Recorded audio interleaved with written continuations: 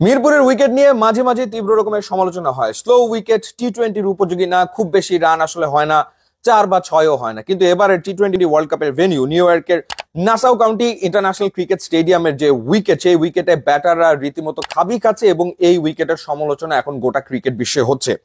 দুটো ম্যাচ এখানে আসলে হয়ে গেল। শ্রীলঙ্কা রীতিমতো সাফার করেছে, 77 রানে তারা গুটিয়ে গিয়েছিল সাউথ আফ্রিকার বিপক্ষে এবং তারা 19.1 ওভারেই অল আউট হয়। 77 রান তারা করতে গিয়ে সাউথ আফ্রিকাকে খেলতে হয়েছিল 16.2 ওভার এবং তারা 80 রান করে ম্যাচটা আসলে জিতে নিয়েছিল। ইনফ্যাক্ট পাওয়ার প্লের কথা যদি বলি, শ্রীলঙ্কা তুলতে পেরেছিল মাত্র 24 রান 1 উইকেট হারিয়ে, এবং সাউথ আফ্রিকা পাওয়ার প্লেতে তুলতে পেরেছিল মাত্র 27 রান এবং তারা উইকেট হারিয়েছিল দুটো। আয়ারল্যান্ড এবং ভারত ম্যাচে একই চিত্র আমরা দেখলাম। প্রথমে আসলে আয়ারল্যান্ড ব্যাট করেছে এবং আয়ারল্যান্ড ব্যাট করতে গিয়ে তারাও পাওয়ার প্লেতে 26টা রান মাত্র তুলতে পেরেছে, দুটো উইকেট তারা হারিয়েছে। পক্ষান্তরে বিরাট কোহলি, রোহিত শর্মা, ঋষভ পান্তের ভারত তারা পাওয়ার প্লেতে তুলেছে 39 রান।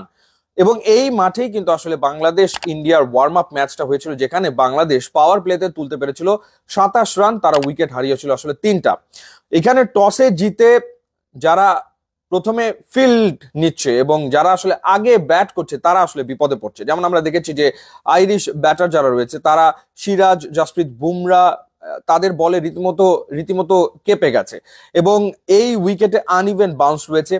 এরপর দেখা যাচ্ছে যে কখনো কখনো আসলে সিম মুভমেন্ট অতিমাত্রায়, সো ব্যাটসম্যানদের অ্যাডজাস্ট করে খেলাটা খুবই ডিফিকাল্ট। আউটফিল্ড খুব একটা ভালো না, স্লো আউটফিল্ড, সো বাউন্ডারি আসলে সেরকম ভাবে আসে না। আমরা দেখেছি শ্রীলঙ্কা সাউথ আফ্রিকার ম্যাচে শ্রীলঙ্কার ইনিংসে 3টা 4 ছিল এবং 3টা 6 ছিল, এবং মজার ব্যাপার সাউথ আফ্রিকার ইনিংসও 3টা 4 ছিল এবং 3টা 6 ছিল।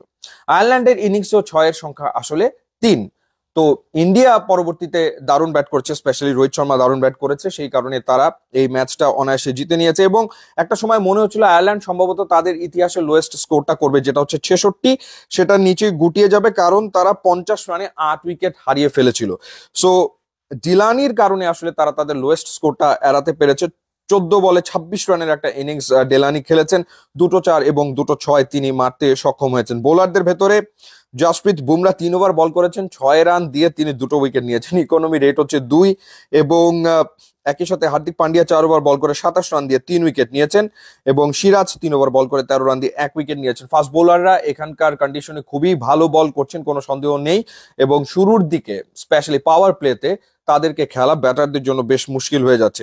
রোহিত শর্মা 52 রানের একটা ইনিংস খেলেছেন, 37 বলে 52 রান, 4টা 4 এবং 3টা ছক্কা। বিরাট কোহলি 5 বল খেলে 1 রান করে তিনি আসলে আউট হয়ে গিয়েছেন, এবং ঋষভ পান্ত তিনি 26 বলে 36 রান করেছেন। সো বলা যায় যে ভারত আসলে রেকর্ড গড়ে ম্যাচ জিতেছে, কারণ এর আগে তো 77 আর 80 হয়েছিল, এরপর আয়ারল্যান্ড করলো 96 এবং ইন্ডিয়া করলো 97। সো এটাই এখন এই মাঠের সবচেয়ে হাইয়েস্ট স্কোর, 97 রান। সো এই হচ্ছে অবস্থা। দেখা যাক সামনের দিনগুলোতে যখন এই মাঠে এই উইকেটে খেলা হবে তখন আসলে টিমগুলো কি অবস্থায় পড়ে, এবং এই মাঠে বাংলাদেশকে খেলতে হবে সাউথ আফ্রিকার বিপক্ষে। এবার জানিয়ে রাখি যে আপনার স্বাস্থ্য সুরক্ষার দায়িত্ব কিন্তু নিচ্ছে কেজিএন মেডিকেয়ার লিমিটেড। ডাক্তারের পরামর্শে আপনি অবশ্যই নিজের চেক আপ প্রতিনিয়ত করে নেবেন, এবং আশা করবো আপনি সবসময় সুস্থ থাকবেন, সুন্দর থাকবেন। ইউটিউব, ইনস্টাগ্রাম লিঙ্ক দেওয়া আছে, যোগ দিলে খুবই খুশি হব। And thanks for watching.